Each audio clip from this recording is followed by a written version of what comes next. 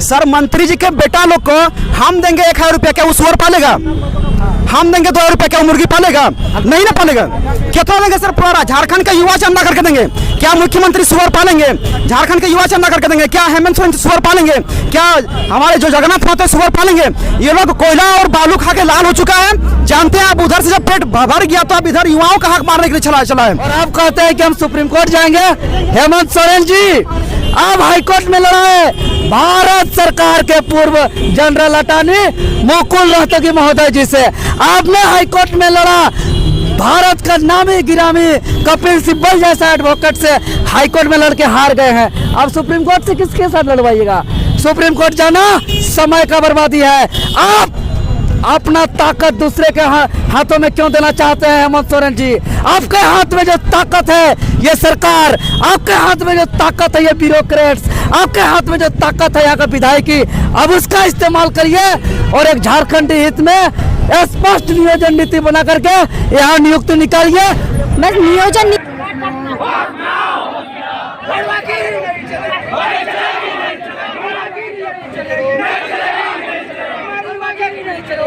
बेचने का बात करते हैं, शिक्षा मंत्री होके भी।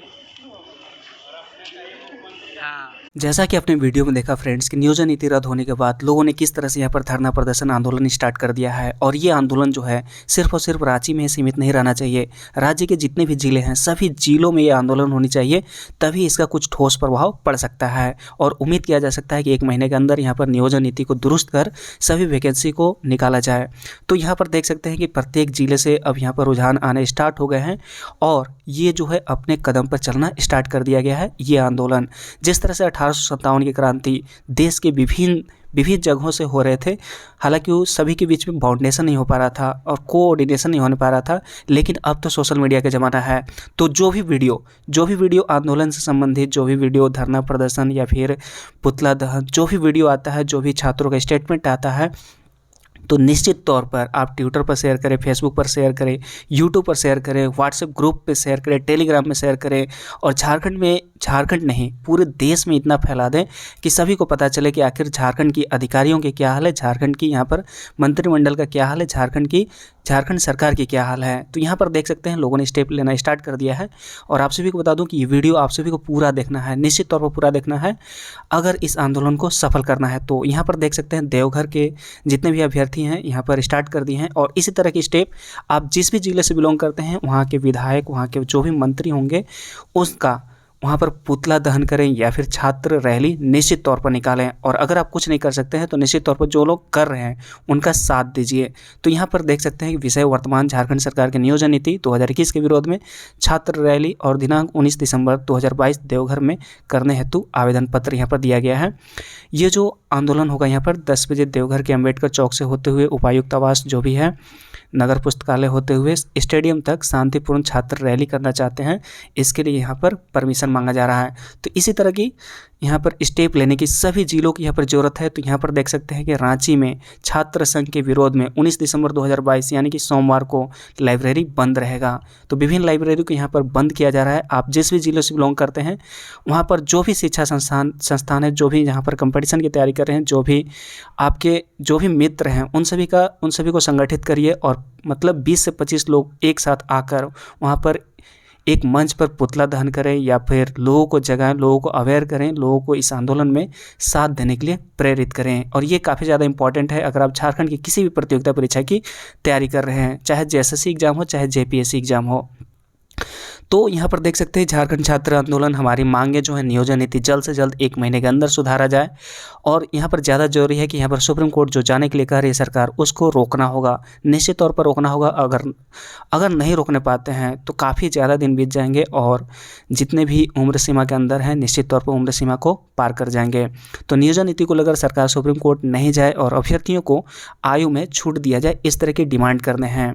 तो इस तरह की मांगों को लेकर कल सुबह 11 बजे झंडा मैदान में सब लोग पहुंचे। ये जो आंदोलन होगा अब गिरिडीह में, तो पिछला बार देखा वहाँ पर देवघर में, अब यहाँ पर गिरिडीह में और इसी तरह से अन्य जिलों में भी स्टार्ट हो गया। यहाँ पर देख सकते हैं हजारीबाग में लिस्ट बन रहा है, बैनर बन रहा है, बैनर बनाकर आप सभी को रैली जरूर निकालना है। तो यहाँ पर देख सकते हैं स्वच्छ नियोजन नीति बनाओ, नियोजन नीति में इधर उधर नहीं चलेगा। छात्रों के जीवन में खिलवाड़ बंद करो, जो भी है इस तरह से आपको क्रिएटिविटी दिखाना है और आपको आंदोलन को अपने मुकाम तक पहुंचाना है। हम लोग यही कहना चाहते हैं कि आज इतने सारे युवा जो है झारखंड के लगभग एकत्रित हुए हैं कि सरकार बार बार जो है क्या कर रही है कि नियोजन नीति ऐसा बना दे रही है जिसके कारण जो है छात्र प्रभावित हो रहे हैं। राज्य में हम लोग 6 सालों से बेरोजगार भटक रहे हैं। यहाँ एक बच्चा जब यहाँ पर पढ़ाई लिखाई करता है तो उसका महीने का 5,000 6,000 रुपये खर्चा है। ना सरकार उम्र को ध्यान रख रही है, ना किसी प्रकार का रियायत दे रही है बच्चों को। हम लोग हाईकोर्ट से जब सरकार ऐसा नियम उसको असंवैधानिक घोषित कर दिया गया है तो फिर अगर वो सुप्रीम कोर्ट में जाएगी तो फिर और हम लोग का 2 से 3 साल जो है वो बर्बाद होगा। आप हम लोग का वक्त तो नहीं वापस कर सकते ना। हम लोग के साथ जो अभी नियोजन नीति खारिज हो गया है और सारी नियुक्ति जो है JSSC के माध्यम से होने वाली थी वो सारी खारिज हो गई है। अब अगर उसके बाद अगर आप ज्वाइनिंग ही नहीं कराइएगा तो इतने सारे बच्चे जो महीना में इतने सारे पैसा खर्चा कर रहे हैं उनके माँ बाप भी हाथ खड़े कर दिए हैं अभी। तो उन बच्चों के बारे में अभी क्या सोचा जाएगा? आप कब कीजिएगा? सरकार को इस पर जल्द से जल्द ध्यान देकर के जल्दी से जल्दी संवैधानिक तरीके से नियुक्ति प्रक्रिया आगे बढ़ाना चाहिए, तभी राज्य के बच्चों के साथ न्याय हो पाएगा। नहीं तो फिर हम लोग सारे बच्चे राज्य के संगठित होकर के उलगुलान करने पर बाध्य हो जाएंगे। जैसा कि आपने वीडियो में देखा कि एक अभ्यर्थी कितना बेहतरीन तरीके से अपनी बातों को रख रहे हैं, अपनी बातों को यहाँ पर लोगों तक पहुँचा रहे हैं। तो इसी तरह से सभी जिलों से आने चाहिए एक वीडियो, और ये वीडियो पूरी तरह से वायरल होने चाहिए। तो आवश्यकता है हज़ारों व्यक्तियों की जो सड़कों पर झारखंड सरकार हाय हाय कर सके। और अगर ऐसा नहीं होता है तो निश्चित तौर पर जो आपकी आने वाली पीढ़ियाँ हैं निश्चित तौर पर गूंगी हो जाएगी अगर आज आप आवाज़ नहीं उठाएंगे तो यहाँ पर देख सकते हैं राजधानी रांची में विभिन्न पुस्तकालय में यहाँ पर लोग मीटिंग कर रहे हैं। यहाँ पर जो गांधी मैदान है यहाँ पर भी मीटिंग चल रहा है कि आखिर इस आंदोलन को सफल कैसे करना है। ये जानबूझ करके ऐसा नियोजन नीति बनाए थे जिसमें कि नौकरी देना ही नहीं है। आपको बता रहे ताकि ये हाई कोर्ट में फंस जाए, ये सुप्रीम कोर्ट में फंस जाए, और इसको नियोजन नीति को रद्द कर दिए। इसीलिए जो है ये कभी नहीं बोलते हैं कि तुम लोग नौकरी करो। जब भी भाषण करते हैं जाकर के जो है सब बड़े बड़े सभा में बोलते हैं मुर्गी पालन करो, सुअर पालन करो, ये करो, लेकिन नौकरी के बारे में कभी नहीं बोलते। क्यों? जान रहे हैं कि नियोजन नीति मेरा फंसेगा, किसी को नौकरी मिलेगा नहीं। हम नौकरी का बात करेंगे तो हम बर्बाद हो जाएंगे। ये पागला लोग है, बता रहे हैं ना, ये लोग कानून सही से बनाने नहीं जानता है, नियोजन नीति बनाने नहीं, इसलिए बनाता है ताकि ये जा करके हाईकोर्ट में पेंच में फंस जाए। हम तो बोल देंगे, बोल देखो तेरे लिए झारखंडी के लिए हम कानून बनाए ना, बहुत बढ़िया बनाए थे, लेकिन हाईकोर्ट में तुम्हारा जो है सो दुश्मन। अरे बेवकूफ़ थे ना तुम, ऐसा नियम में बना रहे हो जो कि हाईकोर्ट, वहाँ पर हाईकोर्ट में पागल लोग नहीं बैठल है, यहाँ हमारे मंत्रिमंडल में पागल लोग बैठल है। और यहाँ के अधिकारी को, इन लोगों को क्या है, इन लोगों को 2024 तक जाना है, उकर बाद में इसका सरकार रहे चाहे भीतरे जाए। इनको जो है सो कुल मिला करके 5 साल लूटना है, अधिकारी को लूटना है, नेता को लूटना है, भविष्य बर्बाद होता रहे यहाँ के युवाओं का। कोई भी जो झारखंडी है, जो यहीं झारखंड का रहने वाला है, अगर दूसरे राज्य में पढ़ लिया, मैट्रिक इंटर पास कर लिया, उसको जो फार्म ही नहीं भरेगा, उसको झारखंड में नौकरी ही नहीं कर सकता है। तो ऐसा जब है तो ये तो पूरे तरह से फंडामेंटल राइट का जो विरोध था, इसलिए ये पहले ही जान रहे थे कि यही चीज़ होना है। और अभी आपने जो छात्र नेता मनोज यादव जी की स्टेटमेंट को सुना तो उनकी हर एक स्टेटमेंट 100% सही है। और यहाँ पर झारखंड सरकार चाहती ही नहीं है कि लोगों को नौकरी मिल सके, और यही कारण है कि इस तरह की त्रुटिपूर्ण नियोजन नीति बनाया गया। तो यहाँ पर भी देख सकते हैं कि बाबूलाल मरांडी जी ने क्या कहा कि झारखंड में कुछ अफसरों में एक लॉबी बन चुकी है, और इस लॉबी को झारखंड के नौजवानों बेरोजगारों के भविष्य से ज़्यादा खुद के भविष्य की चिंता है। और इन्हें लगता है कि नई भर्तियों में जो सरकारी पैसा जाएगा वो कहीं ना कहीं इन अफसरों के वेतन भत्ता, पेंशन, सुख सुविधा पर चोट करेगा। तो इस तरह की यहाँ पर स्थिति है। और यहाँ पर जो अफसर हैं सबसे ज़्यादा तो यहाँ पर गड़बड़ी अफसर की है और महाधिवक्ता की है, क्योंकि यही लोग यहाँ पर इनको परमिशन देते हैं या फिर अपना रिकमेंडेशन देते हैं। और वही कारण है कि यहाँ पर झारखंड सरकार उस नीति पर मुहर लगाती है, और यहाँ पर जो यहाँ पर रद्द कर दिया जाता है तो उसका भुगतान जो है छात्रों को करना पड़ता है। तो विभिन्न जो छात्र हैं, विभिन्न छात्र जो लाखों रुपए लगाते हैं तैयारी में, अपनी जो उम्र लगाते हैं, तो उसका मुआवजा कौन देगा? हालांकि यहाँ पर यह तय हो जाना चाहिए था कि जो भी यहाँ पर अगर नियमावली बनाती है उसका एक जिम्मेवार पर्सन होना चाहिए कि अगर उसमें किसी भी तरह का बाधा आती है तो निश्चित तौर पर उसे सज़ा मिलनी चाहिए या फिर छात्रों को मुआवजा देनी होगी उसे। तो यहाँ पर भी देख सकते हैं कि JSSC नियमावली पर सुनवाई के दौरान झारखंड हाईकोर्ट ने कई बार गंभीर टिप्पणी की थी, इसके बावजूद भी लगातार यहाँ पर इसमें एडिट नहीं किया गया। अगर झारखंड सरकार चाहती तो यहाँ पर उसे कह कर वहाँ मतलब एडिट कर यहाँ पर हिंदी को शामिल कर या फिर जनरल को अलाउ कर यहाँ पर वैकेंसी को निकाला जा सकता था, लेकिन ऐसा नहीं किया। सिर्फ और सिर्फ उसका मंशा था कि इस वैकेंसी को पूरी तरह से रद्द कर देना। तो यहाँ पर यह कहा गया था कि नियमावली से हिंदी भाषा को हटाने का क्या आधार है, क्या ऐसा कोई भी सर्वे या स्टडी किया गया है जिससे पता चल सके कि झारखंड में हिंदी बोलने वालों की संख्या कम हो गई है तथा क्षेत्रीय भाषा बोलने वालों की संख्या अधिक हो गई है। तो बिना सर्वे बिना कोई स्टडी किए यहाँ पर इस नियम को थोप दिया गया, जो कि कानूनी तरीके से गलत है। तो कोर्ट ने जब यहाँ पर कहा कि जब आरक्षित कोटि के लोगों को राज्य के बाहर के शिक्षण संस्थानों से 10वीं और 12वीं के पढ़ाई के बाद नियुक्ति में शामिल होने की छूट दी गई है, तो अनारक्षित वर्ग को यह छूट क्यों नहीं दी गई है।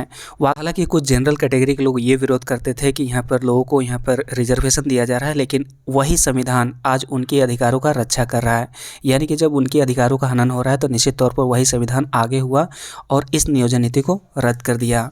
तो अगर आप सपोज कर सकते हैं कि एक ही घर के अगर 2 भाई लोग हैं, अगर एक भाई झारखंड से मैट्रिक इंटर किया है और दूसरा भाई मान लेते हैं कि अदर स्टेट से किया है, बिहार, उड़ीसा, छत्तीसगढ़, राजस्थान कहीं से भी किया है, तो कैसे ये संभव हो सकता है कि एक जो व्यक्ति है, एक जो भाई है वो झारखंड का ही रहेगा और दूसरा जो भाई है वो अदर स्टेट का हो जाएगा, यानी कि झारखंड का निवासी नहीं होगा, जबकि वो जनरल कास्ट के हैं। तो ऐसा बिल्कुल भी सही नहीं है और निश्चित तौर पर ये जो आर्टिकल 14 है और आर्टिकल जो 16 है इसका हनन है पूरी तरह से।